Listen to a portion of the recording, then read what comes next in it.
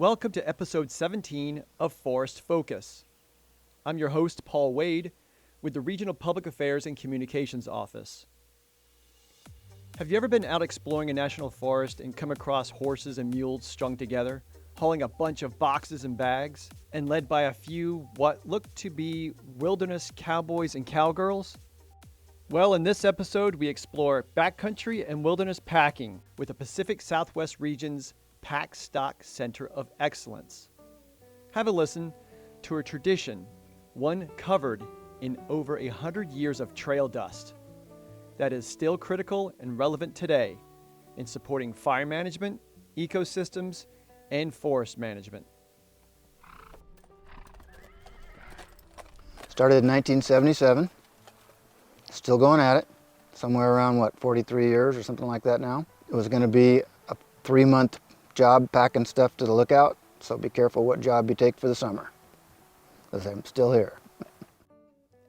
What I really would like people to take away from this is that horsemanship and packing is part of our agency's identity, part of our culture. It's where we came from, and that it's a safe and practical tool that should be continued to use into the future. I think we're all really proud of the tradition, and I think it's great, and I think it's a really cool history, but that's not why we're here. We're here because it works. I started out and am still working in what's called the Yolobola Wilderness. It was set aside as a primitive area in 1939, which was way before the '64 Wilderness Act. We just heard from Ken Graves, co-director of the Pack Stock Center of Excellence, describing how he first joined the U.S. Forest Service. There was also Levi Ray, a fire prevention patrol on the Inyo National Forest, talking about the usage of their resource. And then Katie Barzokas, lead packer for the Center of Excellence, on her thoughts on the center's relevance. The last one was Ken again, talking about where he's been working, and I want to point out the key word he's using is wilderness. While exploring your national forests, you might have come across a boundary sign or a trail sign that said wilderness, or you have seen it on a map, or you're actually aware of all the wildernesses that are in the Pacific Southwest region here in California. This is a key word, and right now I'd like to introduce a special guest calling into the show, Togan Kapoza. She's a wilderness, wild and scenic rivers, and Pacific Crest Trail program assistant. Boy, we have some long job titles, don't we? You are connected to the Pack Stock program and know about our next topic, wildernesses. Can you tell us about them and the Wilderness Act, and then, of course, introduce more Pack Stock specialists and their thoughts on the importance of wildernesses? Thanks, Paul. It's true, I do wear a few hats. It's really great to join you here today. I love the story that you just told, because I think a lot of people probably feel exactly the same way, that they know they're somewhere special when they walk past the entering wilderness sign, but they may not necessarily know why wilderness is different than other public lands. One of the reasons that we have a system of wilderness areas in the country, if you look back at the law, which is the 1964 Wilderness Act, is that there was a recognition that development was increasing at a pretty fast rate. You know, more roads, more suburbs, more businesses. And if we didn't take steps to set aside areas that were free from human development, at some point, future generations wouldn't be able to experience these landscapes in the same way. So wilderness is managed as a place where people can go to find solitude and primitive recreation experiences without encountering all the trappings of modern civilization, like structures or motorized equipment and mechanized transport. Wilderness is really a place that ecological processes are allowed to function freely without being controlled or hindered, and where scientific, educational, scenic, or historical values that make those places so unique can be protected.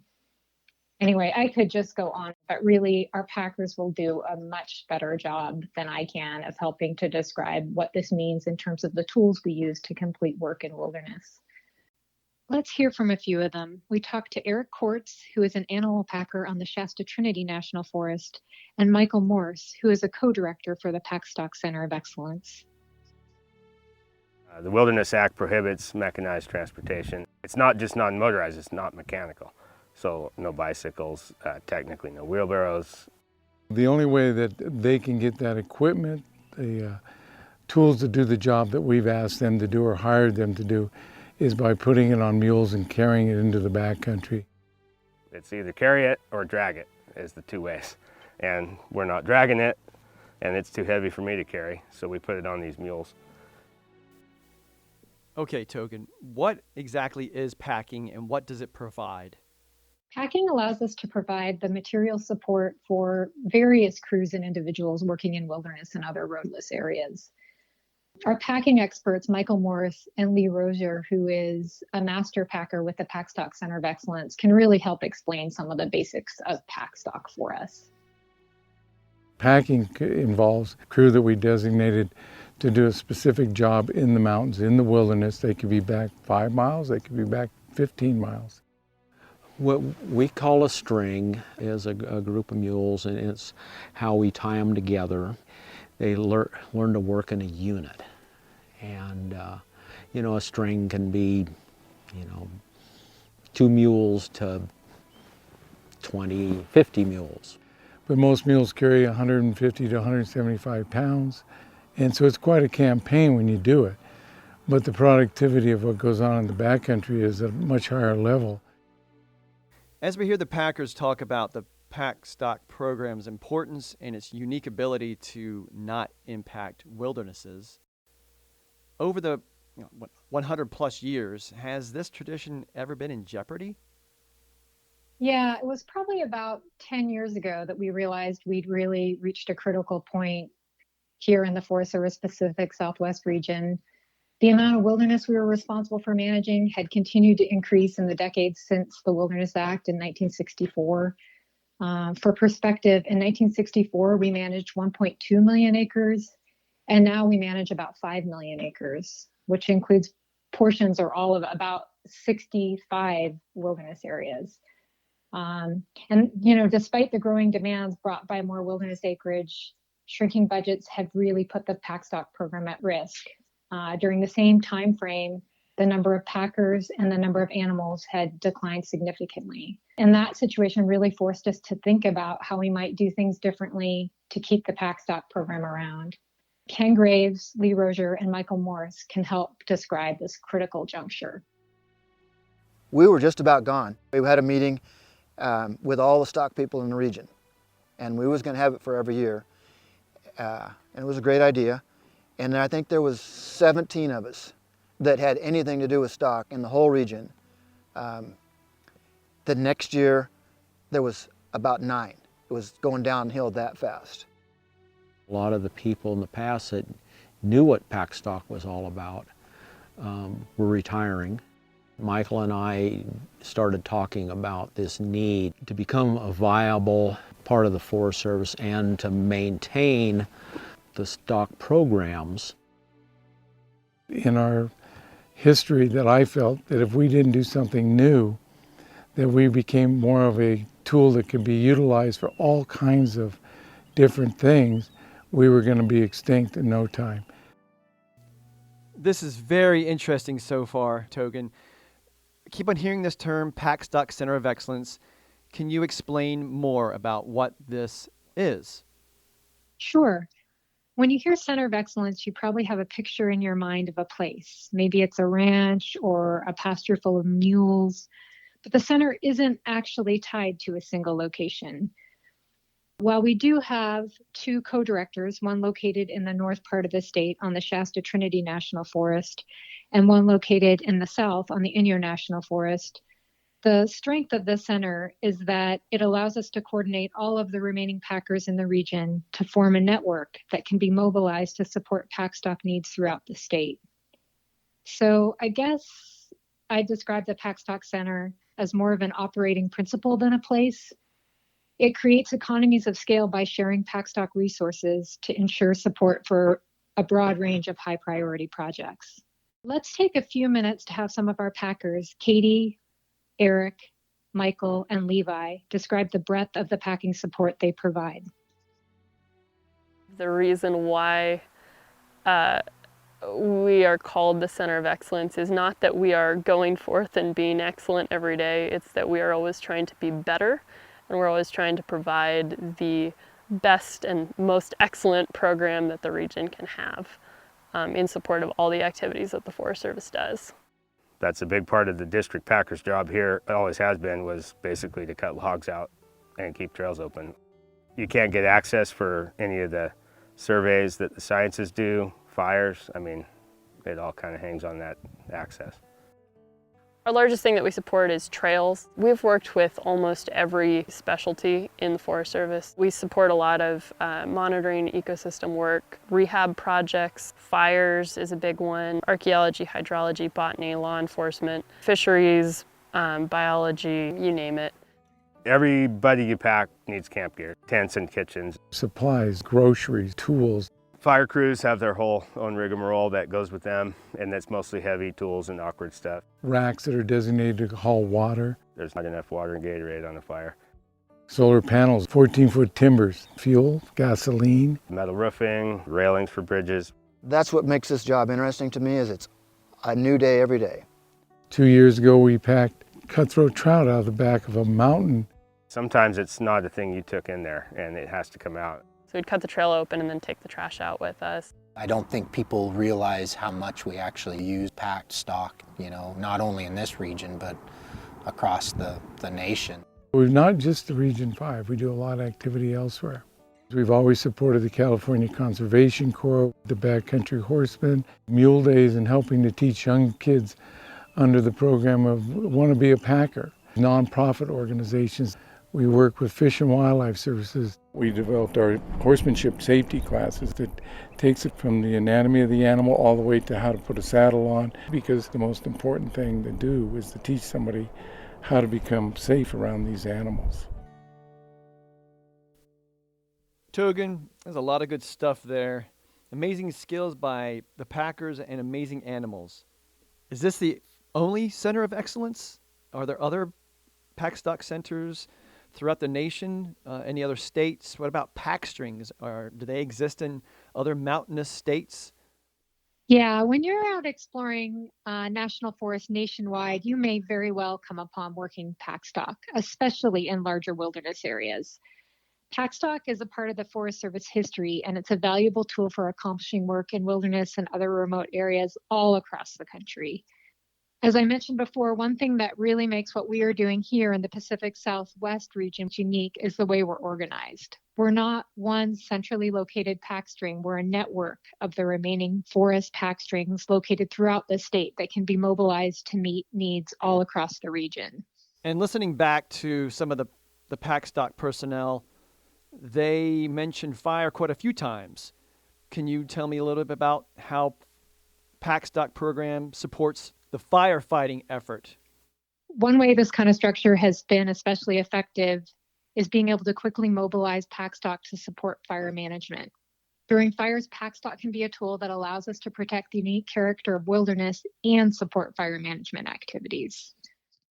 Tara Pusina, who is an interagency fire management officer for the Forest Service and BLM, does a really good job of describing this relationship. We rely on pack stock regularly on a yearly basis. We get lots and lots of fires in the backcountry, and more we're choosing to not aggressively suppress them and manage them. So we need to set up backcountry spike camps and support those camps with firefighters and food and provisions and supplies to effectively manage those fires. Let's hear from Michael, Taro, Eric, Ken, and Katie about how pack stock can integrate with fire teams and support fire management. The pack stock is a tool for the firefighters. It's a tool in their toolbox. If there's a benefit of time to respond to a fire and we can use pack stock in the wilderness, it is proven to be much more cost effective than running helicopters. We kind of work in good conjunction with helicopters. The hourly cost of a helicopter is higher than our whole daily cost for a pack string. Everybody realizes we both complement each other.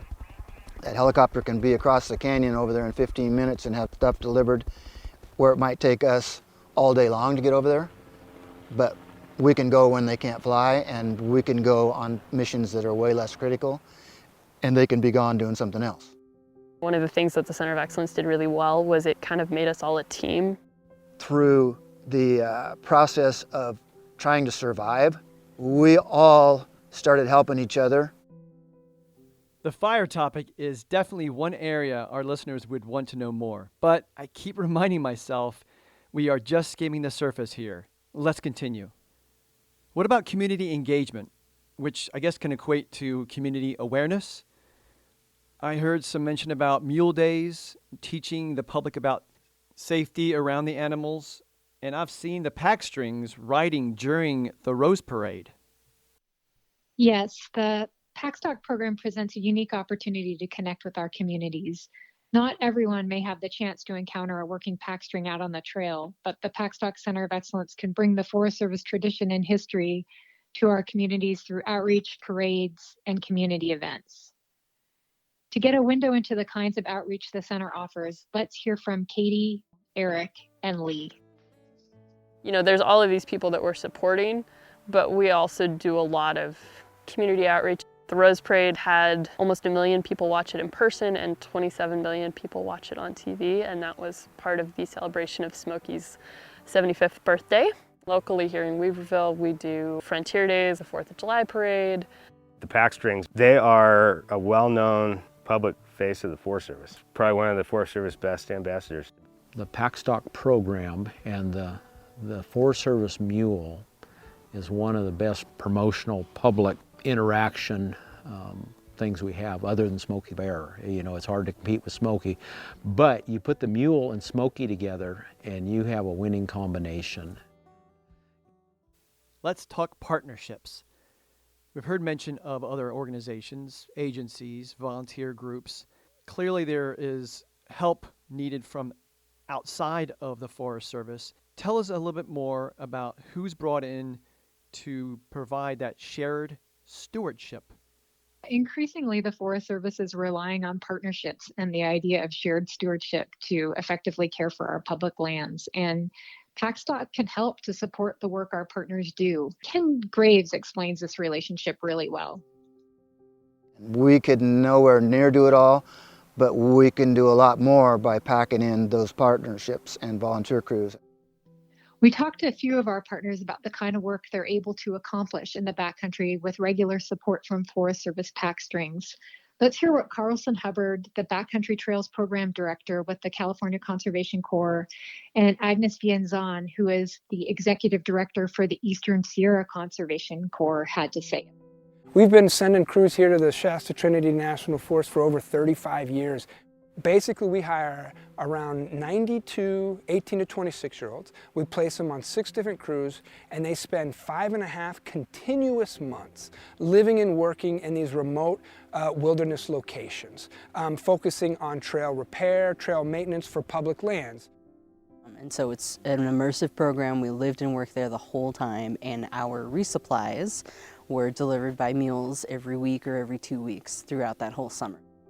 The adjustment into that work was pretty rough, but after a few weeks, like, it really hooked me in. And obviously here, you know, I'm sitting here nearly 20 years later and providing that experience for more young adults. We help them steward the public lands. We help maintain the trails so they're safer, more accessible for the public, and it's a great pipeline for their future employees. I'm feeling this heartfelt connection with this Packstock program. I don't want it to go away. We've talked about that it was in jeopardy at one point.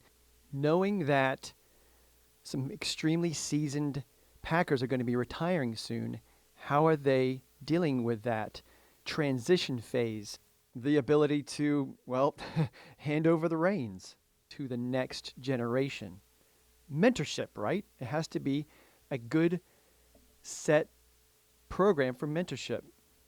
You're right. A fundamental focus of the Center of Excellence had to be mentorship and training the next generation of packers to ensure the continuity of the program into the future. Each year, the center funds and recruits 4 seasonal apprentices who work and train under experienced packers in the region. Let's hear from a couple of the seasoned packers, Lee and Ken, as well as packers Katie and Tyler Roos, who were trained through the apprentice program and have moved into permanent packer positions with the agency. One of the greatest things that the center has enabled us to do is train the next generation of stock people and packers.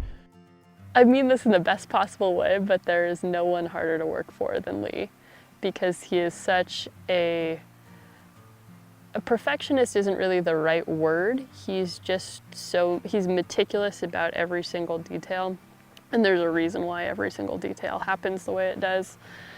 And that's what makes him so good at what he does. But it's overwhelming, especially when you start working there.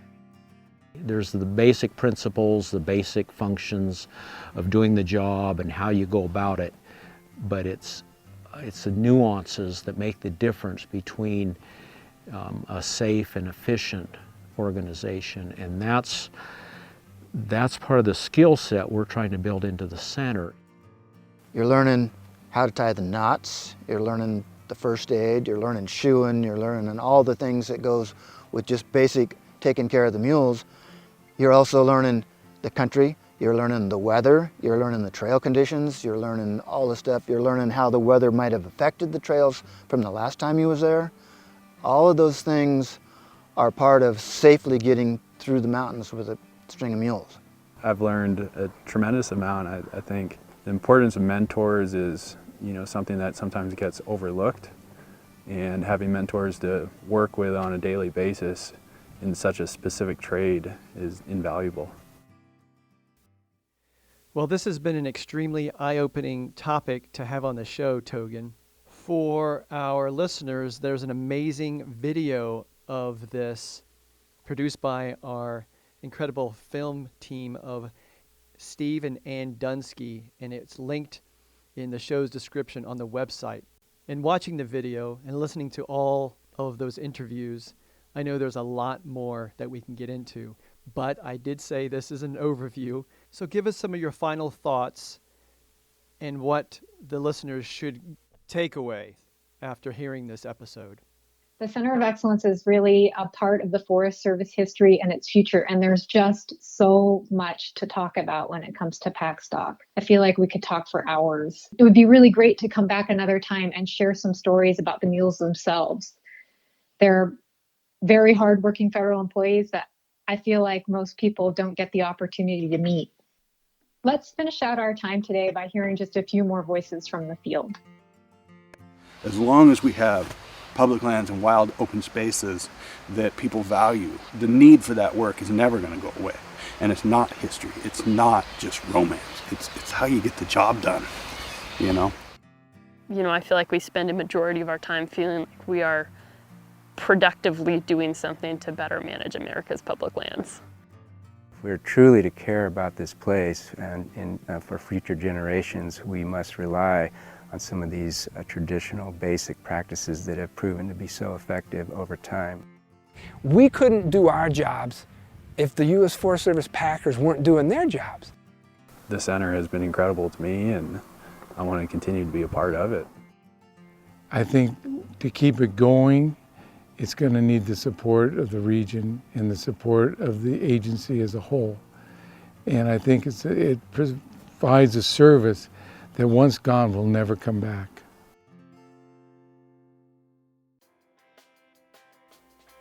Well, thank you to Michael Morse, Ken Graves, all the Packers, everyone in this show, and a cowboy tip of the hat to Togan Kapoza for tying this all together. I think we truly took a ride into the pack stock world. For more information on the Pack Stock Center of Excellence and more, check out the show's description for links. Thank you for listening. To learn more about this show, share it, or hear our other episodes, please search Forest Focus Podcast. And if you have questions or suggestions on a topic of area of expertise you would like us to feature, please email us at sm www.fs.r5ffpodcast@usda.gov. Until next time, enjoy your public lands. And remember to recreate responsibly. Know before you go, and learn what you can do to prevent wildfires. Take care.